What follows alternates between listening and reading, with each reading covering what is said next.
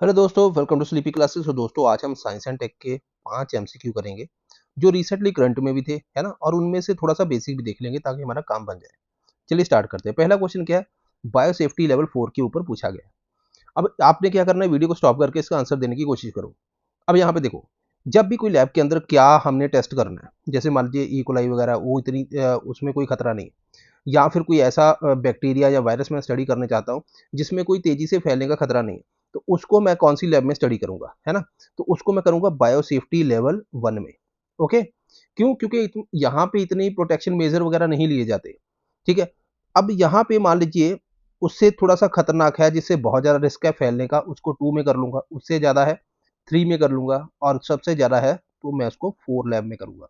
तो it means कि जो 4 लैब है, जिसको जो टैग मिलता है बायोसेफ्टी लेवल 4, वहाँ पे ऐसी लैब्स होती है जहाँ पे बहुत ज़्यादा प्रोटेक्शन गियर्स पहने जाते हैं ताकि कोई भी वायरस है या कुछ बैक्टीरिया है वो तेजी से उनको फैले ना। ठीक है। अब यहाँ पे देखो, पहली स्टेटमेंट क्या कहती है कि बायोसेफ्टी लेवल लेबोरेटरी वो होती है जहाँ पे मॉडरेट रिस्क है। ये तो स्टेटमेंट गलत होगी, वहाँ पे तो हाई रिस्क होता है। दूसरा कहता है गांधीनगर जो है पहली लैब बन रही है जहाँ पे fully funded and controlled by state government है। ये स्टेटमेंट ठीक है, अभी रिसेंटली ये अनाउंस हुआ था। तो यहाँ पे अपना आंसर आ जाता है 2 ओनली।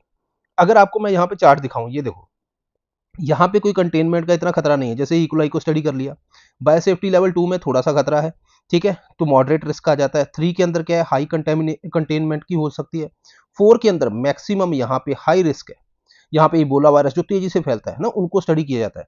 अगर हम यहाँ पे देखें ऑटोक्लेव, मतलब स्टरलाइजेशन की जरूरत यहाँ पे इतनी खास नहीं, इतनी खास नहीं। यहाँ पे थोड़ी जरूरत है, यहाँ पे तो बहुत ज्यादा जरूरत है। राइट। तो ये इस तरह से जो है BSL 4 जो लैब्स है ना वो बहुत ही कम है। ठीक है जी। चलो सेकंड क्वेश्चन देखते हैं। Consider the following regarding cell free DNA. Cell free DNA क्या है? देखो, आपको कुछ चीजें याद रखनी है, मतलब आपको आनी चाहिए। ई डीएनए क्या होता है, माइटोकॉन्ड्रियल डीएनए क्या होता है, सेल फ्री डीएनए क्या होता है, ईसी डीएनए क्या होता है, ये कुछ है। आप डार्क डीएनए को भी देख सकते हो। ठीक है। तो ये कुछ टर्म्स है जो आपको ध्यान में रखनी है। ओके। यहाँ पे क्वेश्चन क्या है, वो कहता है कि it refers to the DNA fragment that circulate within the peripheral blood. Second कहता है it can be use to detect for the detection of some cancer और monitor the cell therapy. Third कहता है foetal DNA that is naturally present in maternal blood stream, है ना। तो कितनी statement correct है? तो यहाँ पे सारी की सारी सही है। अब देखो, सेल फ्री डीएनए क्या होता है। देखो, हमारी बॉडी के अंदर आपको पता है सेल जो है डेथ होती है उनकी, फिर नए बनते हैं। तो ये काम चलता रहता है। जब सेल की डेथ होती है तो उस टाइम पे क्या होता है कि जो न्यूक्लियस के अंदर जो डीएनए है वो छोटे छोटे पार्ट में ब्रेक होकर ब्लड स्ट्रीम में आ जाता है। ठीक है, उसी को हम क्या बोलते हैं, सेल फ्री डीएनए। तो पहला क्या कह रहा है, पेरिफेरल ब्लड के अंदर, ये तो ठीक है। It can be use for detection of some cancer and monitor cancer therapy. जैसे मान लीजिए कोई कैंसर सेल है। अब उसका अगर डीएनए ब्रेक होके ब्लड में आता है, तो अगर मैं ब्लड सैंपल ले लूँ तो मैं इसको डिटेक्ट कर सकता हूँ कि यार ये तो ऑन्कोजीन वगैरह उनका पार्ट है। ठीक है, तो वहाँ पे मैं देख सकता हूँ। यहाँ पे हमें लिक्विड बायोप्सी करनी पड़ेगी।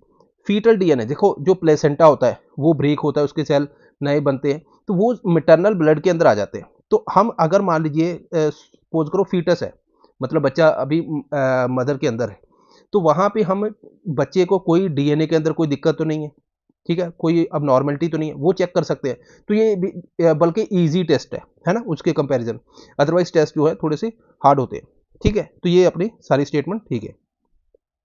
थर्ड क्वेश्चन क्या है, in context of AI term black box problem क्या है? अभी रिसेंटली मैंने इसके ऊपर शॉर्ट बनाया था। ठीक है, तो आपको आना चाहिए। एआई जो ब्लैक बॉक्स प्रॉब्लम क्या है, देखो, मैंने आपको उस शॉर्ट के अंदर ये बताया था कि मान लीजिए एआई काम कर रहा है, तो आपने कुछ इनपुट दी, एआई ने कुछ आउटपुट दी। अब वो आउटपुट किस बेस के ऊपर दी, इसका बेस क्या है, किस लॉजिक के बेस के ऊपर दी, वो हमें क्लियर नहीं। This is known as black box problem. Inability to explain how AI system arrive at their decision. जैसे मान लीजिए हम कुछ क्रिमिनल को डिटेक्ट करना चाहते हैं। ठीक है, हम चाहते हैं कि भाई फेस रिकॉग्निशन यूज कर लो। फेस रिकॉग्निशन को जब यूज करोगे तो वो डिटेक्ट तो कर देगा कि ये पर्सन जो है मैच करते हैं। किस तरह से, क्या देखा उसने, क्या लॉजिक था, वो हमें क्लियर नहीं है।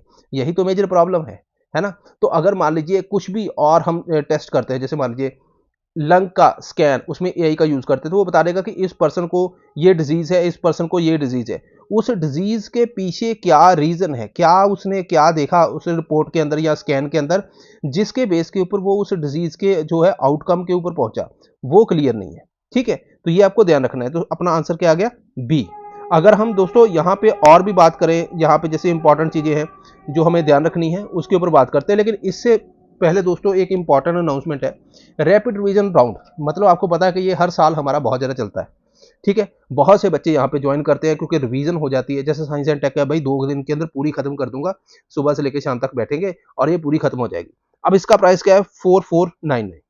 आपको ये डिस्काउंटेड प्राइस पे मिल सकता है। आपको कोड यूज करना है फ्यूचर IAS, आपको 26% जो है यहाँ पे ऑफ मिल जाएगा।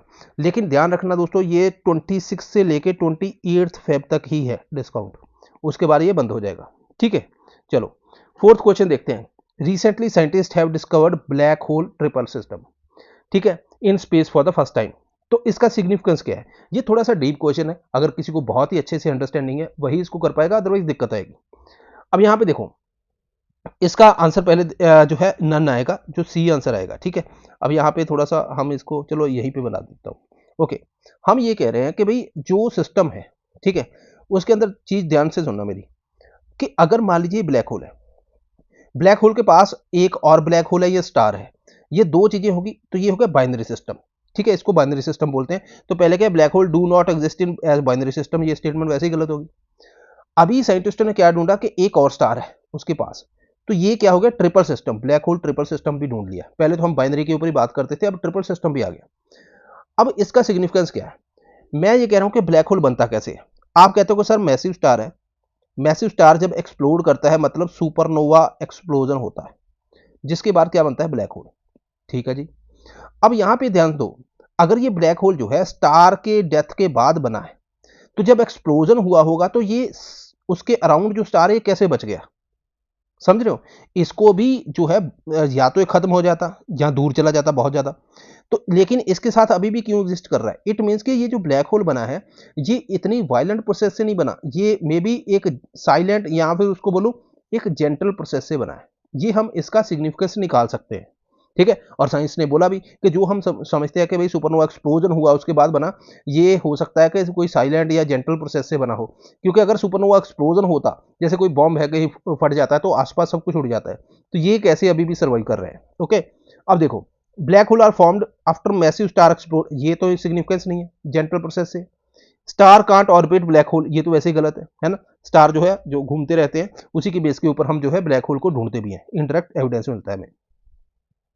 ओके, अब जो है fifth question, application of nanotech.